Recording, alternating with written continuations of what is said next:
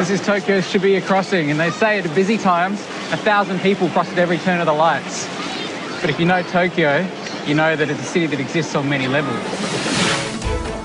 This time, I take to the streets in Japan's biggest city. It's more than 80,000 restaurants in Tokyo alone. The cherry blossoms are in bloom, and its 13 million people are living it up on a dazzling array of magnificent cuisine. It's the land of the salaryman. And believe me, these guys know how to eat. It may not be one of my favourite fishes, but this is one of my favourite dishes.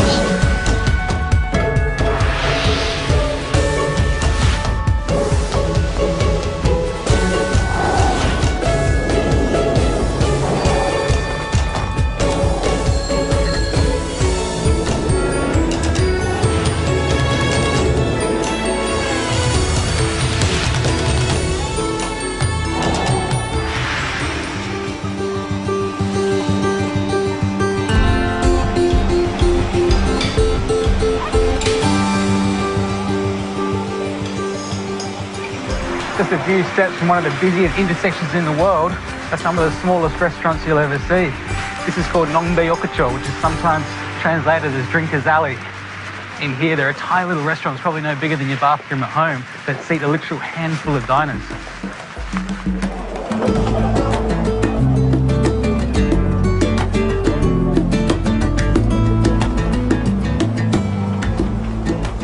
The owner of this little restaurant, Chizuru-san, has been running the same place for 28 years.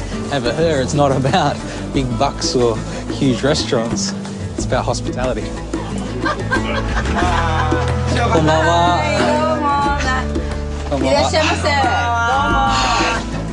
Even with just 2 or 3 other punters in here, it's a full house. But the food looks good. This restaurant's called Enoki, and its owner, chef and mother, Chizuru Doi, has a very simple philosophy.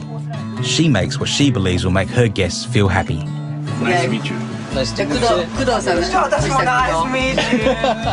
If you want an intensely personal experience with Japanese food culture, this is the place. How many restaurants do you go to where you get introduced to every single person in the place? I like it already.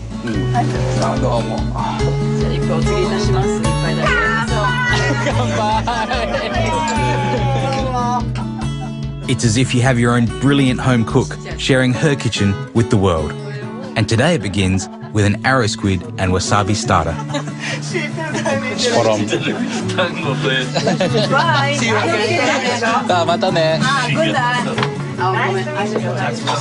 Positively spacious in here now.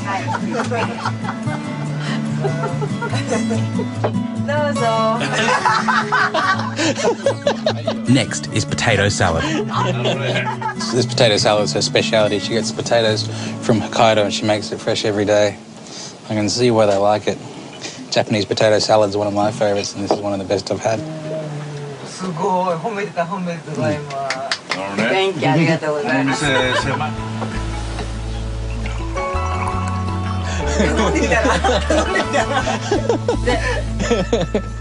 I'm about to try something I haven't tried before, and it's actually the fin of a pufferfish, a poisonous pufferfish.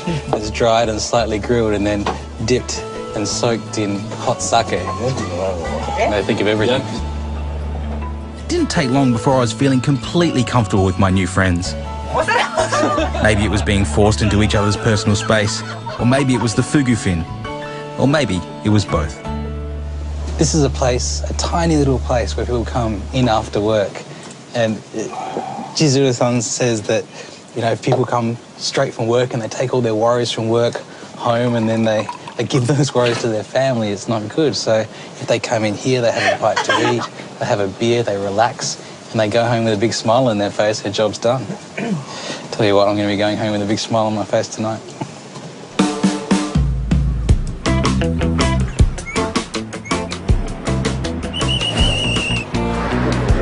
"13 million people live in Tokyo. It's one of the world's truly global cities. And if I can give you a tip, the best way to get around is on a bike. The workforce of this city is mostly men and women who work in offices. We call them suits, the Japanese call them salarymen and office ladies. And they're a phenomenon. The Japanese work ethic is world-renowned. They work incredibly hard and the hours are long. So it's no wonder they've come up with so many great ways to let off steam.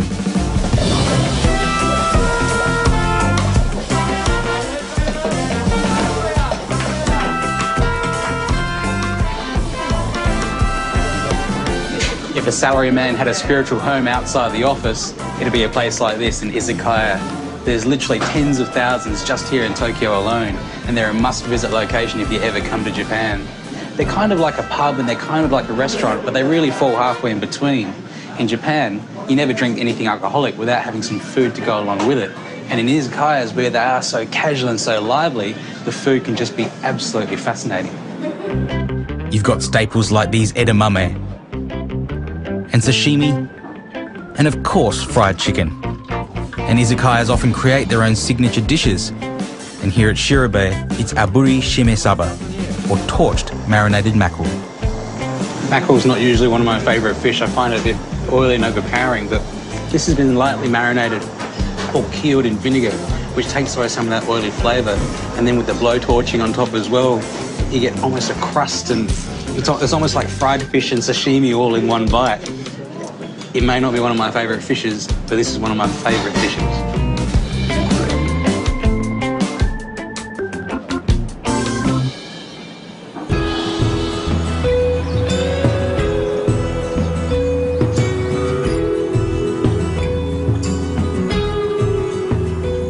Almost every izakaya in Japan will serve fried chicken, or as it's known here, karaage.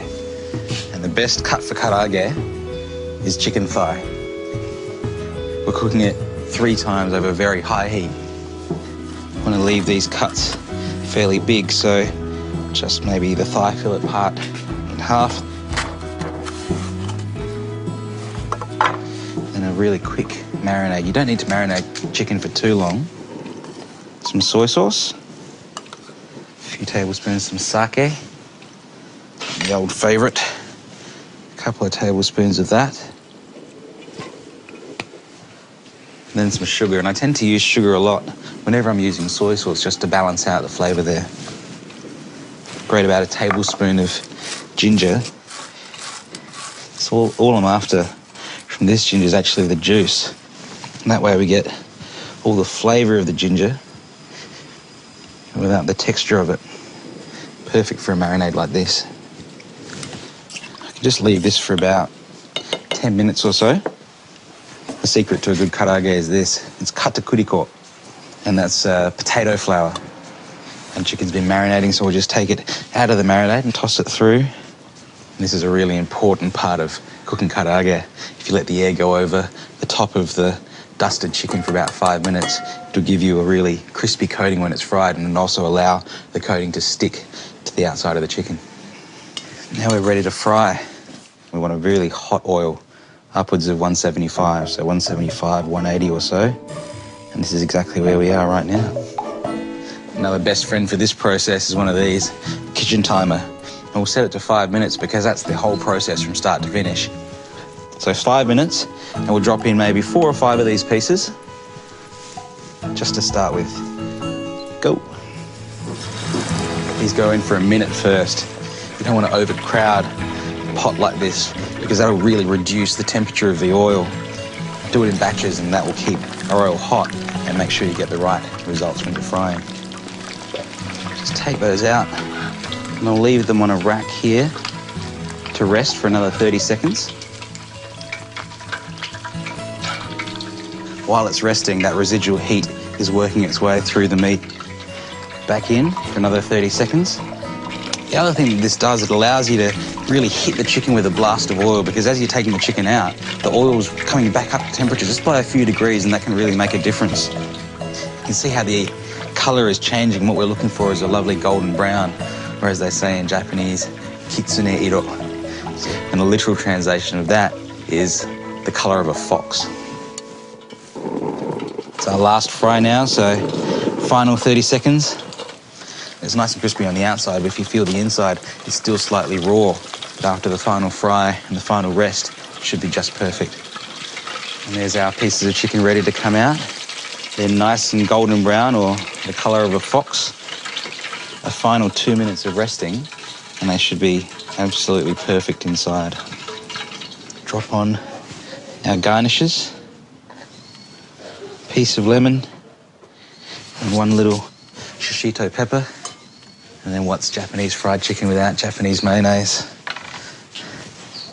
Big blob of that there. And our final little touch, shishimi togarashi. It's a mix of 7 different spices. And just to flavour our mayonnaise, a touch of that on top. There we have it. Karage, Japanese fried chicken, fried 3 times.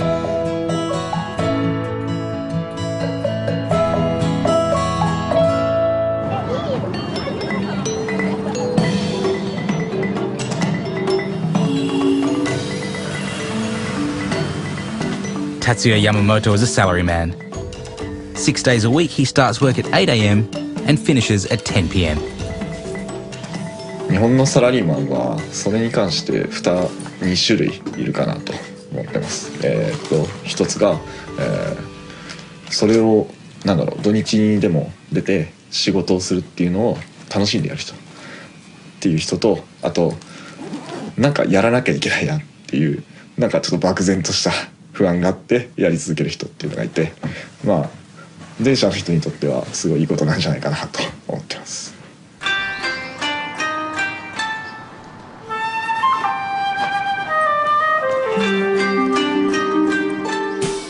Today's a special day. It's Hanami, or cherry blossom time. And as the youngest salaryman in his company, it's Tatsuya's job to claim a spot for his company party. もし席取れてないのに先輩たちが来ちゃったとかだともう大問題なんで、そこは必死に取りに行くイベントですね。The party isn't scheduled to start for several hours, so Tatsuya has a long wait ahead of him. So we'll come back and see how he's going later on. But first, a spot of golf, Japan style. The life of a Japanese businessman, or a salaryman as they're known as here, can sometimes seem pretty bleak. Long hours working at your desk, working for the man, and sometimes coming to a place like this, a driving range to let off some steam. And whereas we may look at our retirement as strolling along a beach or opening a little cafe in the Blue Mountains, a Japanese salaryman tends to have one thing on his mind, and that's breaking the bonds of corporate slavery and opening his own ramen shop. Ramen is Japan's soul food. And there's 4 main kinds: shio, shoyu, tonkotsu and miso. But the possibilities are endless. This is yuzu shio ramen, the specialty here at Afuri. This is what I love about ramen. In this little frame of a bowl here, every single piece and item has been thought about, even down to the line of sight from the diner sitting down to see those mountains reminiscent of the name of this restaurant. The angle of the piece of nori, the little cross of yuzu citron here. We often think of wine as being the terroir of a particular region or the expression of a particular grape. But ramen goes kind of the opposite way. It combines things from all over the place to give you, I guess, a chef's or an artist's eye view of the entire world, all framed in one little bowl.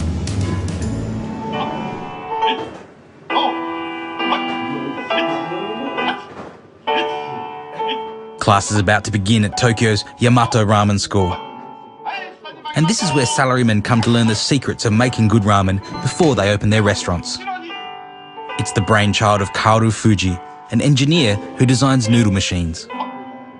要するにこれからですね、要するに飲食ビジネスは料理かけるアートかけるサイエンスかけるユーモアかける哲学フィロソフィーです。すごいですね。いえいえ。それフィロソフィーが好き。フィロソフィー。これがないと飲食ビジネス成功しないと思います。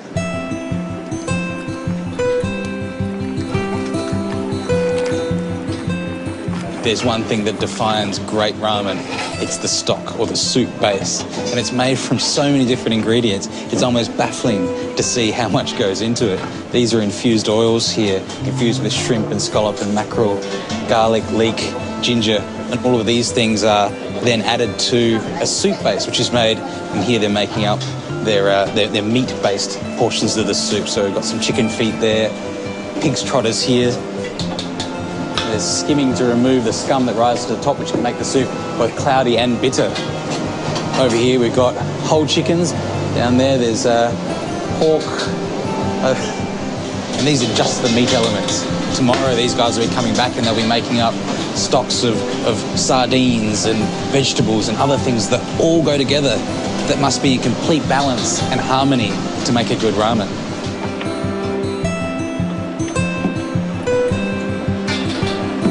This is a slightly scientific process here, so they're on induction stoves, just keeping it at a constant temperature and a constant boil. The level gets too high, there's too much water in there, the level gets too low, and it's too concentrated. It's all about extracting the flavour as purely as possible.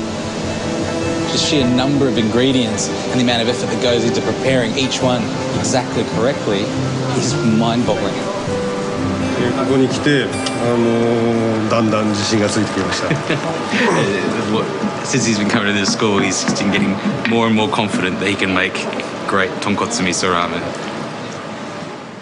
Takahiro Inoue is one of the salarymen who's made the move to pursue his dream of opening a ramen restaurant.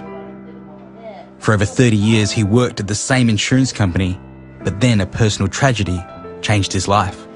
女房が5年前に亡くなったんですけども、亡くなる前はそこまでリスクを冒そうとは思わなかったと思います。やはり女房が亡くなって、人生観が変わったといいますか、人間何が起こるかわからないと、自分も明日死んじゃうかもしれないと。だったらば今体が健康なうちにやりたいことをやろうと、その一つがリスクを冒して一生働ける仕事をやりたいということにつながったんだと思いますね。Takehiro's dream is to open his ramen restaurant in rural China. It's a huge risk, especially for a man who spent his life working in the insurance business. 夢は大きくですから、何店も多店舗展開できるぐらいですね、成功している自分があればいいなと思っています。頑張ってください。ありがとうございます。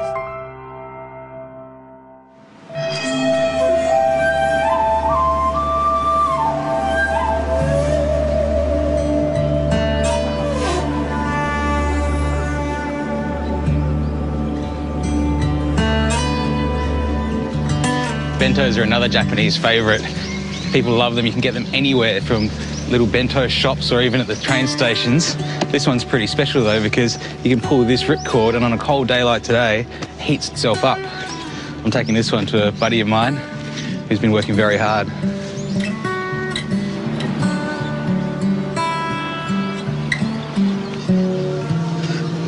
Tatsuya-san.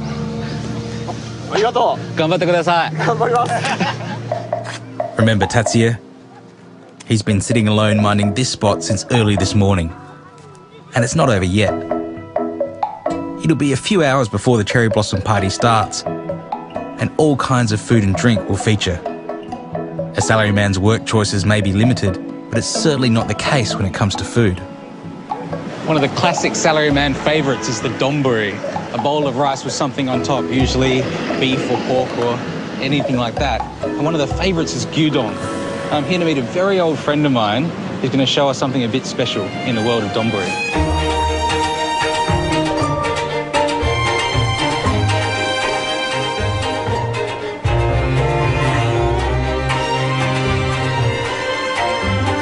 Matthew Crabb is executive chef and co-owner at Two Rooms in Tokyo's fashion district. He's worked at Tetsuya's in Sydney and Tokyo Park Hyatt's famous New York grill. I can't wait to see his version of the humble donburi. If you have a look at our menu, it's basically most of it, or 90% of it is Japanese produce. It's not cheap, but it's just so beautiful. It's nice to blend it in with the Western flavours. We wouldn't call it like, what do you call it? When you mix the Western and... Yeah, the fusion thing. No, we actually respect the ingredients and bring out the best of them, basically, simply. Matt begins by cutting a Wagyu rump into small cubes. It's quite rich, so you don't want to serve too much per portion. He adds salt, finely chopped shio kombu, washed and dried capers, olive oil, white pepper, and gently mixes it together. A tare puree is made with Fuji apples and ginger, soy, mirin, garlic, and glucose. It's kind of like that. There you go. Then you blend it.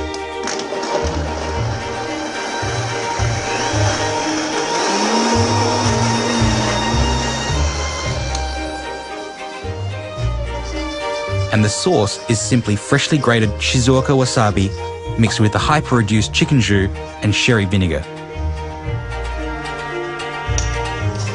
Just whisk it in. And just taste it, see if it's okay. Oh, it's very good. Whoa. The tartare is moulded and placed on steamed koshi curry rice. Blanched nanohana sits on top of the beef. And then we go ahead and make it all pretty. And that process begins with crisp shallots, some baby herbs, and then the apple and ginger tare, and finally that wasabi jus. With the wasabi sauce, we pour it at the table.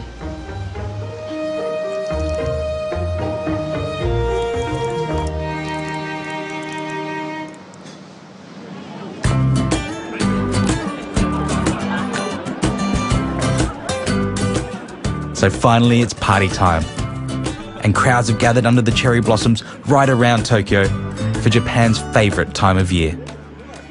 In Japan there's even a phrase, hana yori dango, which means the food is just as important as the view. So today I'm making a dish called sakura mochi, which is a sweet. We've got to start with these. These are cherry leaves that have been pickled in a really strong brine solution so that they're fragrant and also a little salty.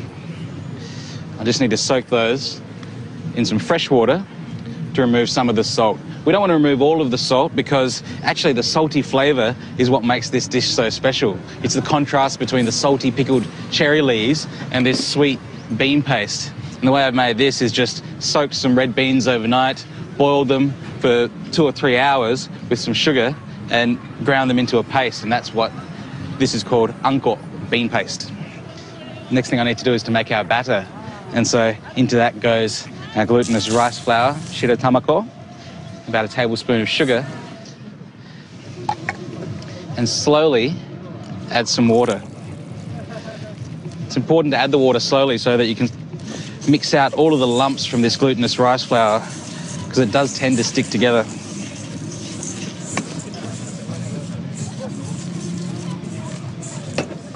That batter's nice and smooth now, so I need to add in our plain flour.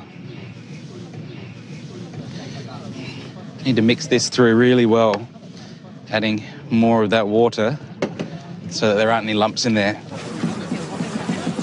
And the last ingredient, traditionally, a touch of food colouring to make the batter a pink colour, reminiscent of these blossoms here. That's looking good now. It's nice and silky and also a light pink. We can start laying out these cherry leaves. Some people think eating the leaves is a bit funny, but they really do have a wonderful flavour. And I think even if they didn't, the Japanese would eat them anyway. Just there's something about the combination of food and celebration. They'd find some way to incorporate cherry into the food, even if it didn't taste good at all. As well as that,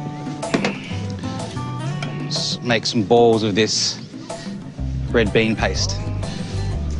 There's our balls done, and I think it's time to start making our crepes. About a tablespoon into the pan and smooth it out into a wider circle, and it will just dry on top, and you can see it happening right now. And as soon as that's dry, just flip it over for a few seconds on the other side, and then take it out of the pan.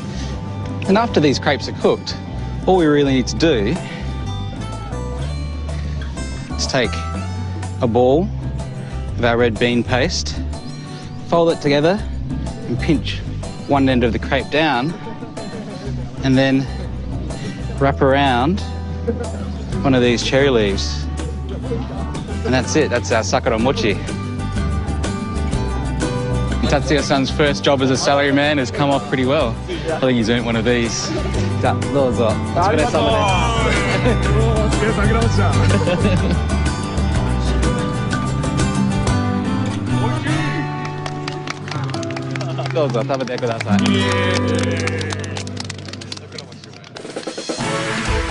Next time, I venture to the outskirts of Tokyo to taste sublime tofu. Really wonderful. Then back into the heart to meet the chef of Asia's #1 restaurant, Yoshihiro Narisawa. He's given form to an experience. And just wait until you see the food halls. Not a blemish anywhere. These are the supermodels of fruit and vegetable, for better or worse.